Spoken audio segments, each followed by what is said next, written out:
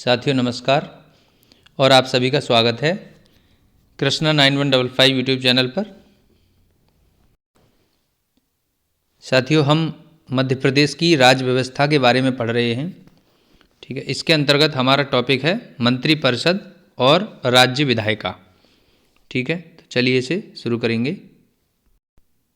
देखिए दोस्तों, पहला प्रश्न यहाँ पर है, निम्नलिखित में से किस मामले में परिषद की शक्तियाँ और स्थिति मोटे तौर पर विधानसभा के बराबर है।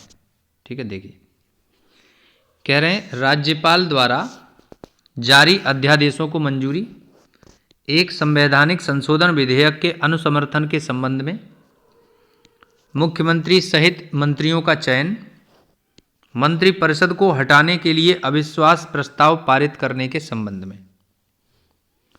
तो ऊपर दिए गए कथनों में से कौन सा या कौन से सही है या सही हैं। ठीक है, देखिए दोस्तों यहाँ पर क्या है, 1 और 3 यानी पहला और तीसरा कथन सही है। ठीक है, देखिए राज्यपाल द्वारा जारी अध्यादेशों को मंजूरी और मुख्यमंत्री सहित मंत्रियों का चयन। ठीक है, यहाँ पर विधानसभा की शक्तियाँ ये हैं। ठीक, तो ये चीज़ है। ठीक है, विधानसभा और विधान परिषद की शक्तियों के बारे में ये चीज़ थी। चलिए आगे देखेंगे। देखिए दोस्तों अगला प्रश्न है, निम्नलिखित कथनों पर विचार कीजिए। देखिए पहला कथन है, राज्य में मंत्रिपरिषद सामूहिक रूप से राज्यपाल के प्रति उत्तरदायी होगी। राज्य के मंत्री राज्य के राज्यपाल की इच्छा पर्यंत पद संभालेंगे। एक राज्य में मुख्यमंत्री सहित मंत्रियों की संख्या 12 से कम नहीं होगी। ठीक है, ऊपर दिए गए कथनों में से कौन से या कौन से कथन सही हैं। ठीक है, ये चीज़ हमें देखनी है। देखिए साथियों यहाँ क्या है, राज्य में मंत्रिपरिषद जो है वो सामूहिक रूप से राज्यपाल के प्रति उत्तरदायी नहीं होती है। ठीक है, ये स्टेटमेंट गलत है। मंत्रिपरिषद जो है वो विधानसभा के प्रति उत्तरदायी होती है। ठीक है, विधानसभा राज्य के केस में। ठीक है, और केंद्र के केस में क्या है, वो लोकसभा के प्रति उत्तरदायी है। ठीक है, अब देखिए यहाँ क्या है, राज्य के मंत्री, ठीक है, राज्य के राज्यपाल की इच्छा पर्यंत पद संभालेंगे, ये ठीक बात है। एक राज्य में मुख्यमंत्री सहित मंत्रियों की संख्या 12 से कम नहीं होगी, ये भी ठीक बात है। यानी कम से कम जो है वो 12 मंत्री होने चाहिए। ठीक है, कम से कम। तो आंसर क्या हो जाएगा, 2 और 3। ठीक है, चलिए अगला देखेंगे। देखिए दोस्तों अगला प्रश्न क्या है, निम्नलिखित कथनों पर विचार कीजिए। ठीक है, देखिए पहला कथन क्या है, भारत में किसी राज्य की विधान परिषद उस विशेष राज्य की विधानसभा के आधे से बड़े आकार की हो सकती है। किसी राज्य का राज्यपाल उस विशेष राज्य की विधान परिषद के अध्यक्ष को नामित करता है। ऊपर दिए गए कथनों में से कौन सा सही है। ठीक है, देखिए दोस्तों इनमें कोई भी कथन सही नहीं है, तो आंसर न तो 1 और ना ही 2 ये सही होगा। ठीक है, देखिए यहाँ क्या है कि संविधान का, देखिए संविधान का अनुच्छेद 171 ये कहता है कि किसी राज्य की विधान परिषद, ठीक है, उस राज्य की विधानसभा के जो सदस्यों की संख्या होगी वो 1/3 होगी। ठीक है, 1/3 होगी। ये आधे से बड़े, ये चीज़ गलत है। ठीक है, 1/3 संख्या होगी। इसके अलावा जो कथन 2 है, देखिए वो कह रहे हैं किसी राज्य का राज्यपाल उस विशेष राज्य की विधान परिषद के अध्यक्ष को नहीं, जो विधान परिषद है उसके अध्यक्ष को नामित नहीं किया जाता। ठीक है, वो विधान परिषद के जो सदस्य होते हैं उन्हें MLC कहा जाता है। ठीक है, MLC member of legislative council. तो इन्हीं सदस्यों में से ही अध्यक्ष को चुना जाता है। ठीक है, राज्यपाल नामित नहीं करता है। इस तरह से ये अनुच्छेद गलत हो जाएगा। ठीक है, देखिए MLC जो होता है वो 6 वर्ष के लिए चुना जाता है। ठीक है, चलिए आगे देखेंगे नेक्स्ट क्वेश्चन। देखिए अगला प्रश्न क्या है, किसी राज्य में मंत्रिपरिषद में मुख्यमंत्री सहित मंत्रियों की कुल संख्या देखिए दोस्तों, पहला है उस राज्य की विधानसभा के सदस्यों की कुल संख्या के 15% से अधिक नहीं हो सकते हैं। उस राज्य की विधानसभा के सदस्यों की कुल संख्या के 21% से अधिक नहीं हो सकते हैं। अगला है 31 से अधिक नहीं हो सकता और 21 से अधिक नहीं हो सकता। देखिए यहां पर क्या है कि संविधान के 91, ठीक है, 91वां संशोधन,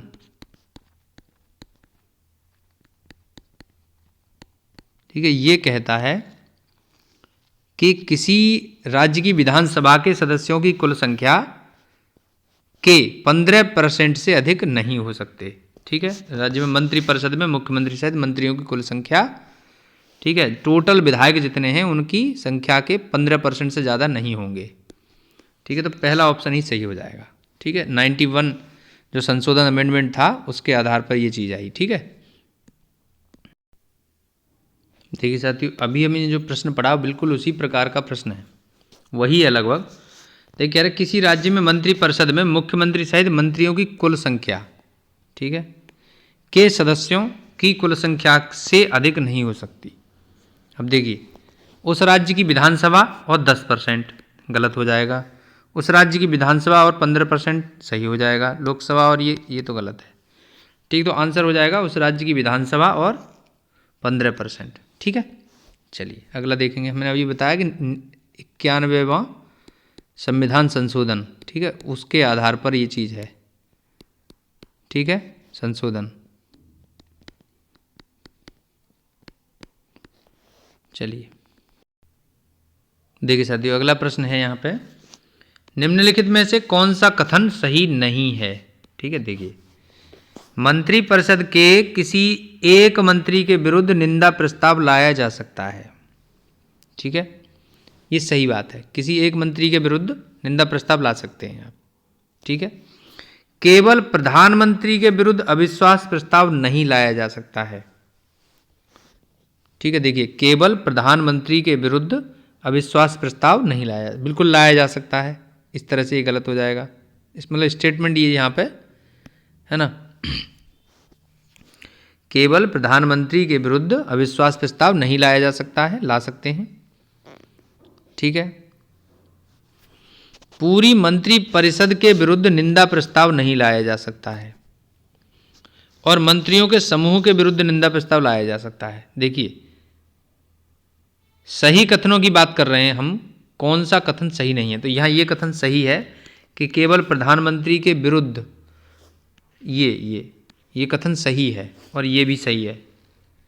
केवल प्रधानमंत्री के विरुद्ध प्रस्ताव नहीं ला सकते, बल्कि मंत्री या मंत्रियों के समूह के खिलाफ अविश्वास प्रस्ताव ला सकते हैं। ठीक है, तो हम बात कर रहे थे कि यहाँ पर कौन सा सही नहीं है, तो वो ये है कि पूरी मंत्रिपरिषद के विरुद्ध निंदा प्रस्ताव नहीं लाया जा सकता, बिल्कुल ला सकते हैं।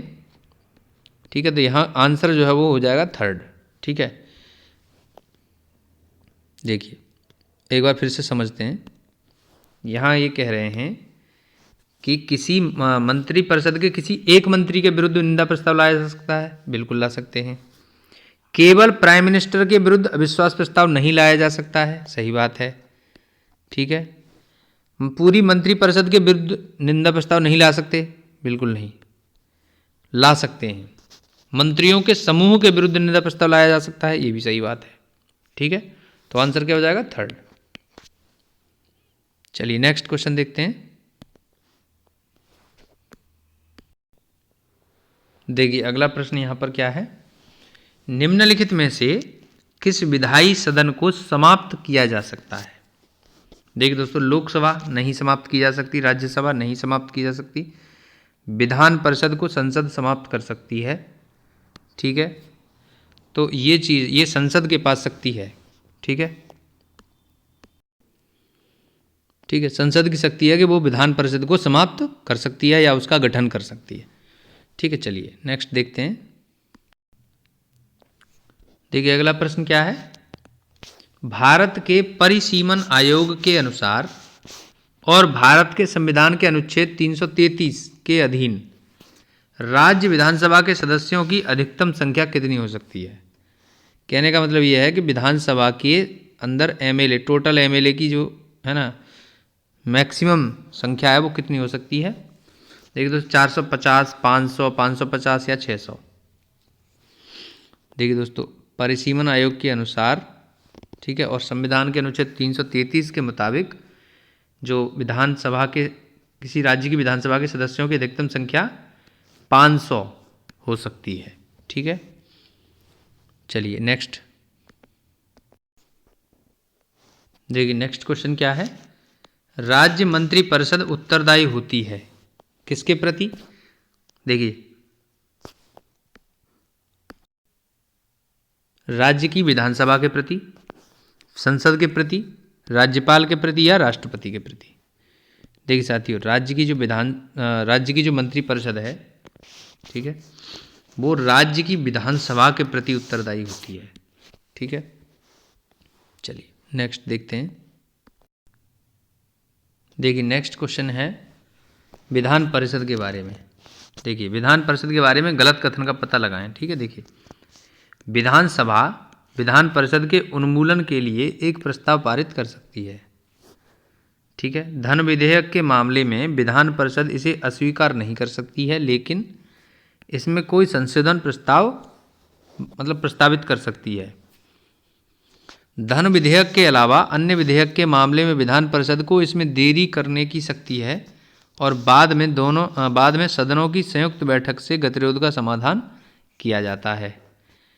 विधान परिषद को राज्य सभा की तुलना में बहुत कम शक्तियां प्रदान की गई हैं।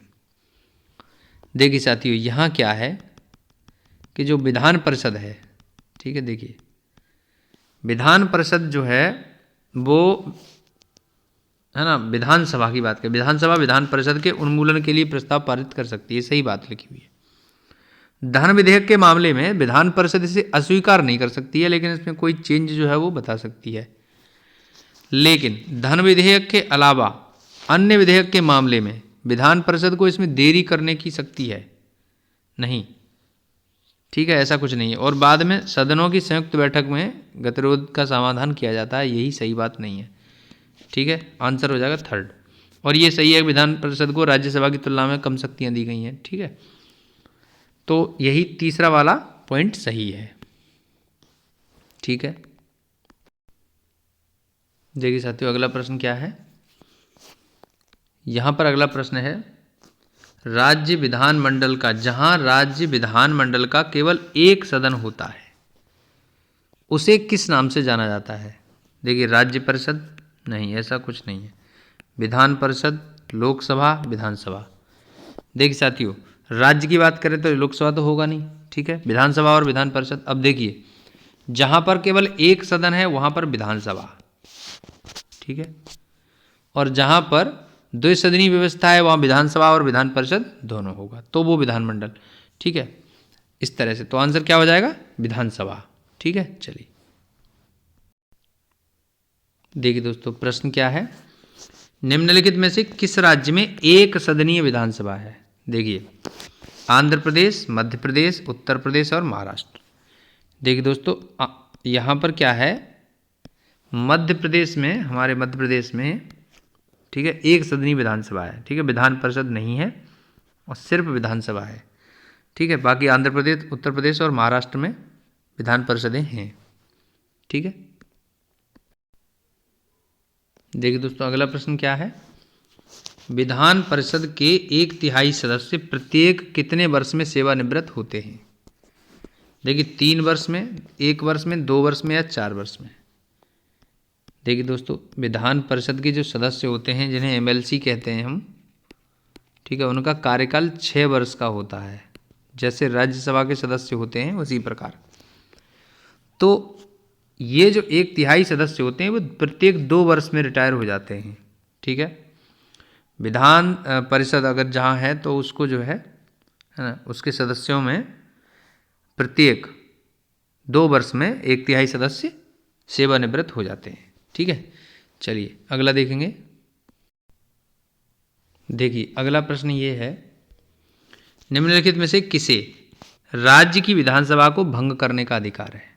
ठीक है, देखिए राज्य की विधानसभा को भंग करने का अधिकार किसको है, राज्यपाल या विधानसभा के अध्यक्ष या मुख्यमंत्री या उच्च न्यायालय के मुख्य न्यायाधीश। देखिए दोस्तों, न्यायाधीश को तो है ही नहीं, मुख्यमंत्री नहीं, विधानसभा के अध्यक्ष को नहीं है, बल्कि किसको है, राज्यपाल को यह शक्ति प्राप्त है।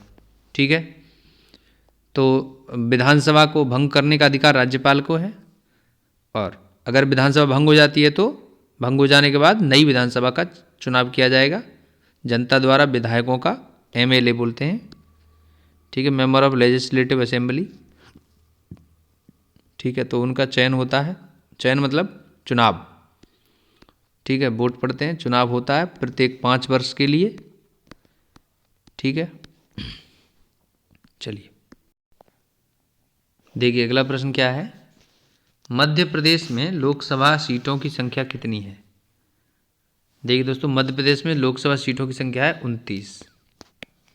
ठीक है, और राज्यसभा की सीटों की संख्या कितनी है मध्य प्रदेश से। देखिए राज्यसभा के लिए 11 सीटें हैं। ठीक है, चलिए आगे देखेंगे। देखिए दोस्तों, अगला क्वेश्चन क्या है कि मध्य प्रदेश विधानसभा की प्राक्कलन समिति 2021-22 के वर्तमान अध्यक्ष हैं। देखिए ये हैं श्री रामपाल सिंह। ठीक है, जो कि एस्टीमेट कमेटी के अध्यक्ष हैं। ठीक है, देखिए दोस्तों, मध्य प्रदेश की जो एस्टीमेट कमेटी है, ठीक है, उसमें वर्तमान में 11 सदस्य हैं। ठीक है, ठीक, अध्यक्ष श्री रामपाल सिंह हैं और 11 सदस्य हैं। और प्राक्कलन समिति का जो कार्यकाल है,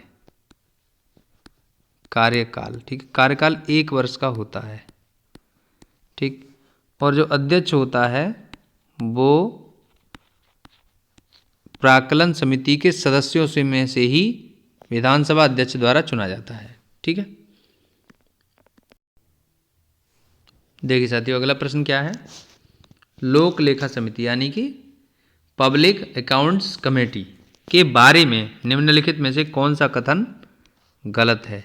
ठीक है, देखिए सदस्यों का कार्यकाल 1 वर्ष का होता है, ये सही है। समिति का अध्यक्ष सत्ताधारी दल का ही होता है। समिति के अध्यक्ष की नियुक्ति स्पीकर द्वारा की जाती है। यह व्यय की अस्वीकृति की शक्ति के साथ निहित नहीं है। देखिए दोस्तों, गलत कथन की बात की गई है, तो गलत कथन है 2। ठीक है, देखिए समिति का अध्यक्ष सत्ताधारी दल का ही होता है, ये बात सही नहीं है। ठीक है, सामान्य तौर पर समिति का अध्यक्ष जो है नेता प्रतिपक्ष होता है। नेता प्रतिपक्ष या विपक्ष का नेता